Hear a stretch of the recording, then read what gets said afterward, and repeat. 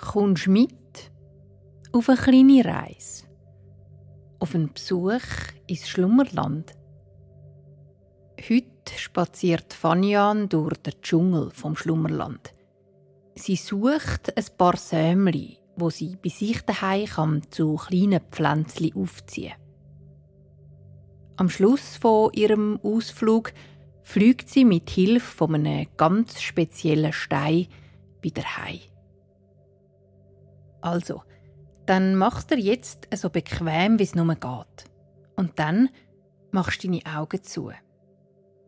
Der Ort, wo du bist, ist immer noch da, auch wenn du die Augen zu hast. Und jetzt stellst du dir vor, dass irgendwo da in der Nähe um dich herum eine Tür siehst. Eine Tür mit einer Türfalle. Wenn du jetzt die Türfalle abdrückst und durch die Türen durchgehst, bist du da. Im schönsten Land, das es gibt. Im Schlummerland.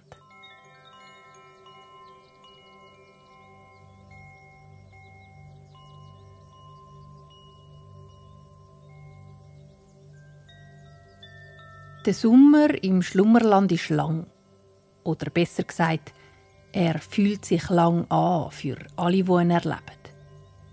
Die Wesen, die im Schlummerland wohnen, messen die Zeit nämlich nicht in Sekunden und Minuten, nicht in Tagen, in Wochen oder in Monaten.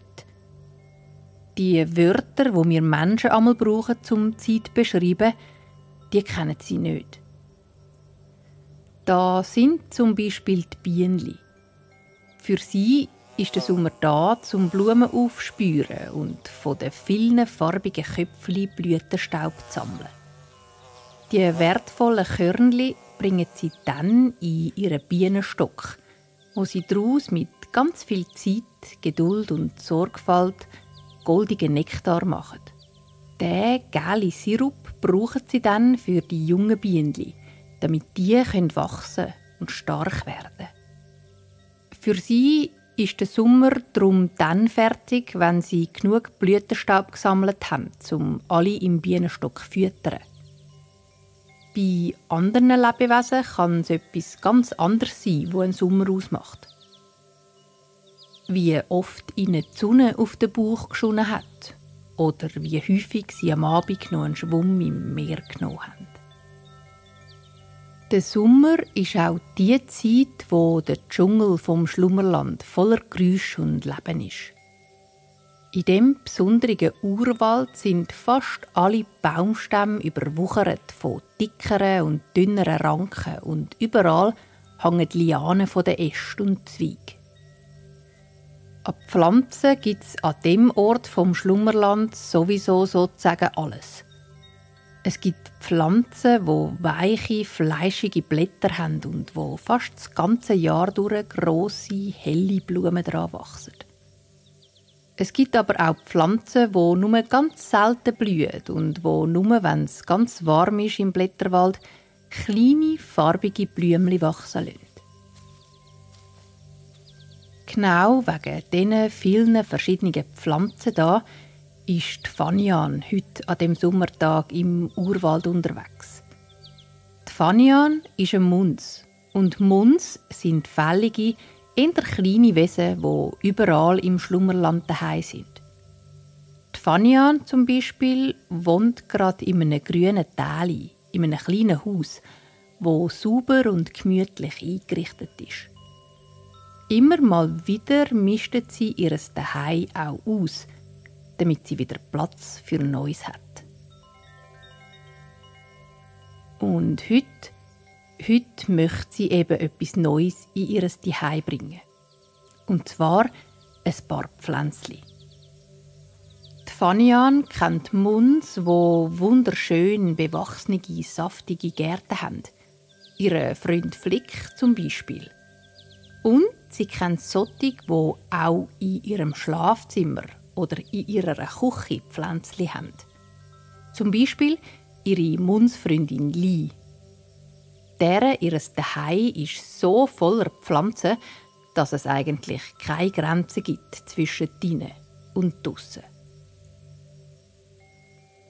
Li hat ihr auch erzählt, dass es da im Urwald im Sommer viele Pflanzen gibt, die Sämli an Muns und andere Lebewesen weitergeben, damit sie sich bei sich daheim zu grossen, gesunden Pflanzen aufziehen. Es ist nämlich auch da so, dass aus munzig kleinen Samenkörnchen mit viel Zeit, Wasser und Liebe grosse, starke Pflanzen entstehen. Vielleicht gibt es auch einen Baum oder eine Blume. Warum das so ist mit den Sämli, das hat Fania noch nicht herausgefunden. Aber sie weiss, dass die Magie in jedem einzelnen Sämli drin ist. Fania lässt ihren Blick schweifen über die dicken Baumstämme der grossen Bäume. Bei vielen sieht man die Wurzeln, wie sie sich wie lange, elegante Finger in den Boden hineingraben. Wurzeln, die ganz tief gehen, bis ins innerste Herz vom Schlummerland. Neben dem dichten Netz aus Wurzeln sieht Fanian auch ganz einen Haufen alte Pflanzenteile liegen. Trockene Palmwedel und Laub, die von den Bäumen gefallen sind. Fanian sucht den Boden mit ihren Augen ab und schaut, ob sie neumals kleine, farbige Sämli liegen sieht. Sämli, die eine Mutterpflanze abgeworfen hat, damit daraus ein kleiner Sprössling entstehen kann.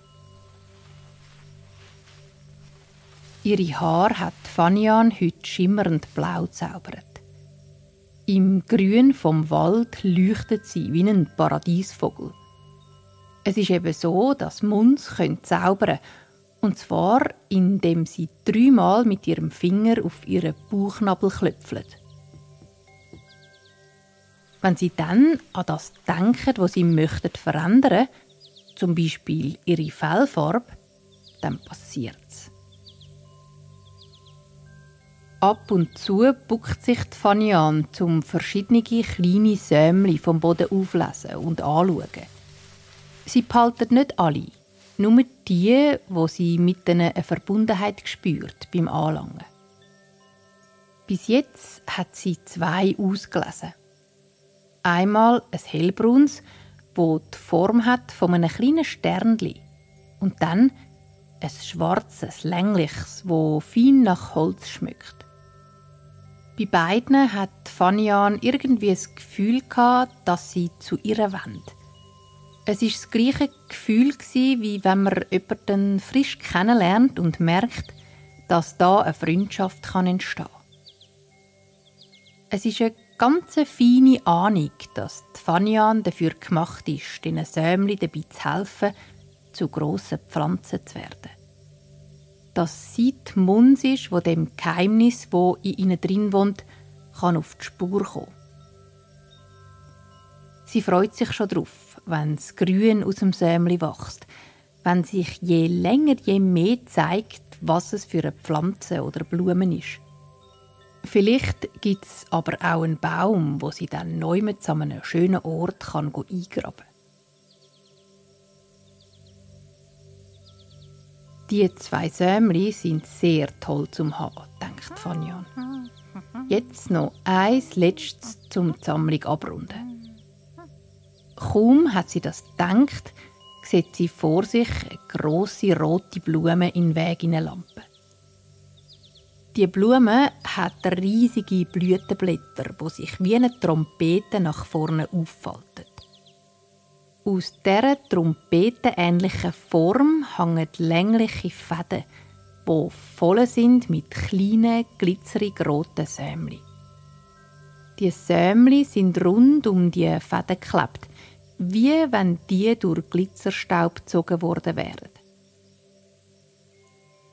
Fanian läuft die letzten Schritte zu dieser Blume an und streichelt mit einem haarigen Finger über einen der Glimmerfäden. Sofort verfangt sich der rote Glitzer in ihrem Fell. Fanian spürt ein angenehmes Kribbeln, wie wenn ein munzig kleines Käferli ihr über die Hand kresmen. Sie lächelt. Die Sämli passen wunderbar zu den Kernchen, die sie schon gefunden hat. Fanian steckt die beiden anderen Sämli in einen kleinen, stoffigen Beutel, wo ihr um den Hals hängt. Dann klöpfelt sie den glitzerigen Finger fein in ihre Handfläche, so, dass die Sämli vom Finger abfallen. Dann schliesst sie die Hand zu einer Faust. Sicher und geschützt kann sie so zu sich heimbringen. Fanian wird gerade umkehren und den Weg zurück zu ihrem Zuhause laufen, wo sie vor sich am Wegrand einen Stein sieht. Und zwar nicht einfach irgendein Stein, sondern ein Wirbelstein. Die Fanian hat selber noch nie einen gesehen, aber sie hat schon davon gehört und weiss darum auch, wie die aussehen. Sie mag sich erinnern, dass ihre Freundin Appa mal davon erzählt hat. Und jetzt erkennt sie ihn, weil der Wirbelstein eine ganz spezielle Form und ein sehr eigenes Muster hat. Er ist nicht gross und nicht klein. Man kommt der Fanian etwa bis zu den Knien. Es heisst, der Wirbelstein im Schlummerland sei so schwer, dass niemand im Schlummerland sie lupfen kann. Es ist nämlich so, dass ein Wirbelstein immer genau dort liegt, wo er sollte und darum nicht verschoben oder umgedreht werden kann. Der Wirbelstein da ist kugelrund, grau und hat eine feine Zeichnung drauf. Kreideweisse Kreise ziehen sich über seine glatte Oberfläche. Ein bisschen so wie bei einem Kreisel. Appa hat Fanian erzählt, dass die Steine immer dort liegen, wo es ganz viel Leben und Wachsen gibt. An Orten, wo es viele Pflanzen, Tierli oder Muns hat. Auch der Wirbelstein selber lebt. Zwar sieht man ihn nicht schnaufen oder sich bewegen. Er hat auch kein Gesicht oder Bein, aber er lebt als Teil vom Schlummerland. Und der Wirbelstein hat eine ganz spezielle Superkraft. Der Wirbelstein, das weiss Fanian, kann machen, dass man in einem Luftwirbel vom einen Ort zum anderen fliegt.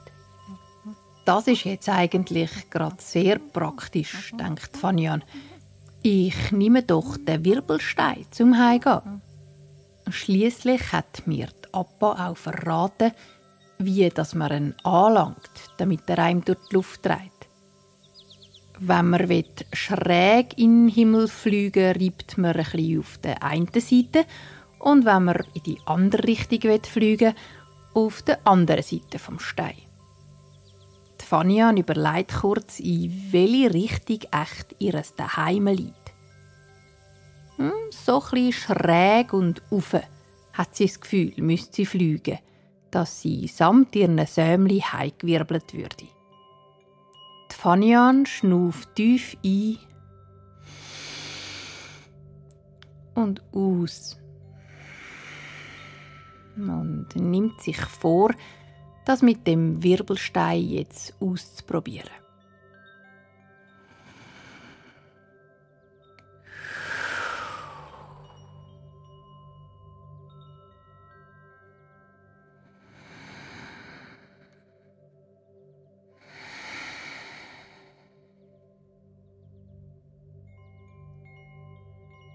Fanian knündelt runter zum Stein und legt ihre freie Hand auf ihn drauf. Mit 2 Fingern tastet sie über die Fläche und haltet dann ein bisschen schräg oben beim Stein an. Dort gibt sie ein bisschen Gewicht in ihre Finger und reibt ein kleines Kreischen auf den Stein, wie wenn sie ihn polieren würde. Langsam, langsam fängt der weisse Kreisel auf dem Stein an zu leuchten. Wie ein schimmerndes Band zieht er sich jetzt über den Stein und dann fängt er an, sich zu drüllen. Gleichzeitig fängt es um die Fanian an winden und ein warmer, wirbelnder Luftzug lupft sie in die Luft. Es ist ein ganz spezielles Gefühl im Bauch, einen sanften Druck, und trotzdem spürt sie, wie in ihr drin alles weit wird. Langsam steigt sie im Luftwirbel höher und bald ist der Urwald unter ihr. Über ihr breitet sich der rötliche Abendhimmel aus. Ihr Fell ist ganz zerzaust und sie spürt den Luftzug bis runter auf ihre Haut.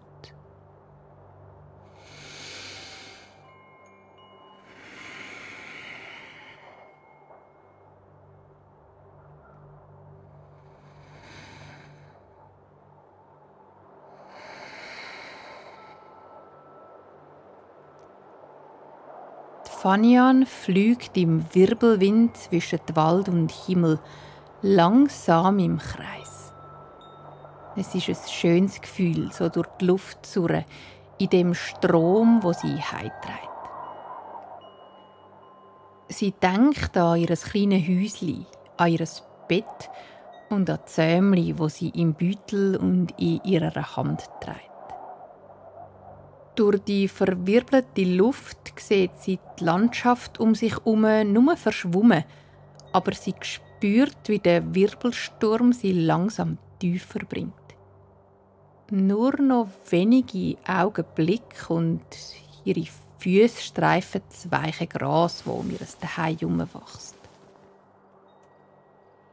Noch ein letztes Mal verstrubbelt ihr der Wind vom Wirbelstein die Haare am Körper und dann ist es vorbei. Die Fanian lacht. So ist das also, mit dem Wirbelstein zu reisen. Sie langt auf ihre Brust, wo der Stoffbeutel mit den Sämli hängt. Beide sind noch da. Kleine Högerli, ganz nah bei ihrem Herz. Und dann macht sie ihre Hand auf und sieht, dass auch die roten Glitzersämli noch da sind.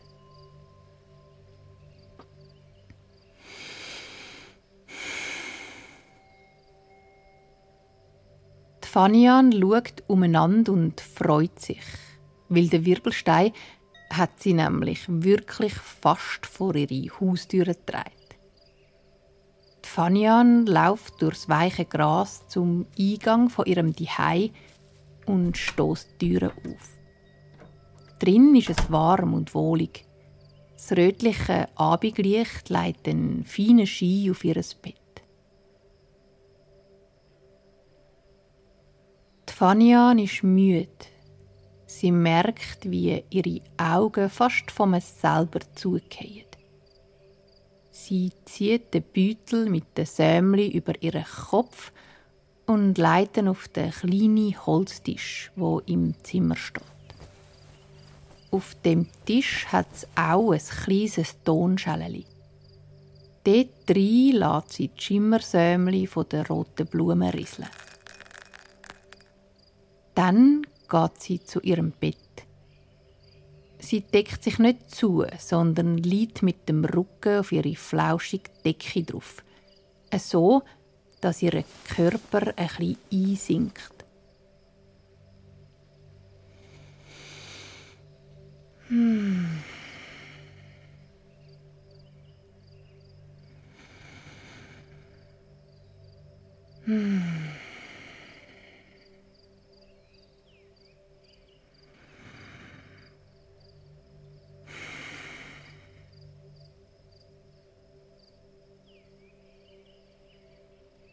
Fanian denkt an all das, was sie heute erlebt hat.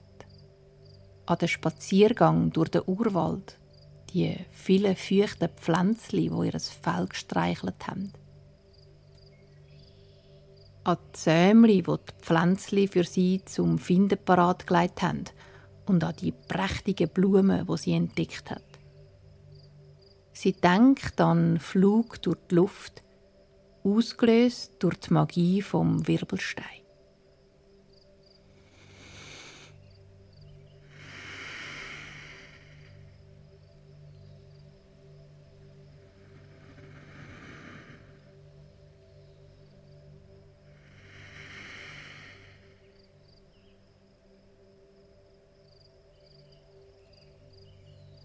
Fanian freut sich über die 3 Sämli, die sie mit heimnehmen konnte. Sie ist gespannt, was aus diesen unterschiedlichen Körnchen für Pflanzen sprießen, welche Blätterformen, welche Farben und welche Gerüche sie erwartet. Alles, was sie jetzt noch brauchen, um ihr Geheimnis zu entfalten, ist Aufmerksamkeit, ein bisschen Wasser und Sonnenlicht.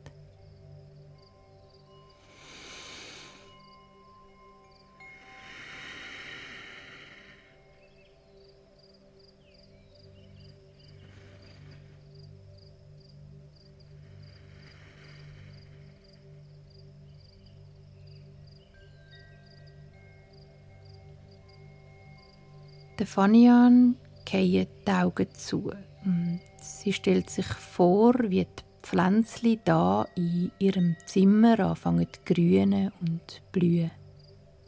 Wie sie wachsen. Bald, bald, bald. Vielleicht schon morgen.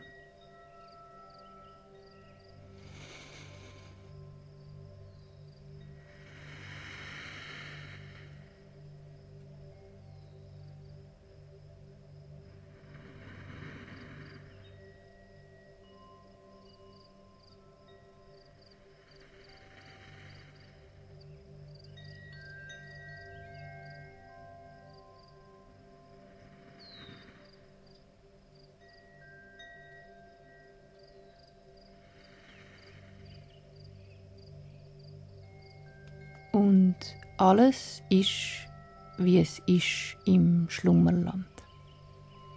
Die Fanian schläft tief und fest. Unter ihr und über ihr ist alles weich und still. Nur ganzes feines und langsames Schnaufen kann man noch hören. Ein und aus. Ein und aus.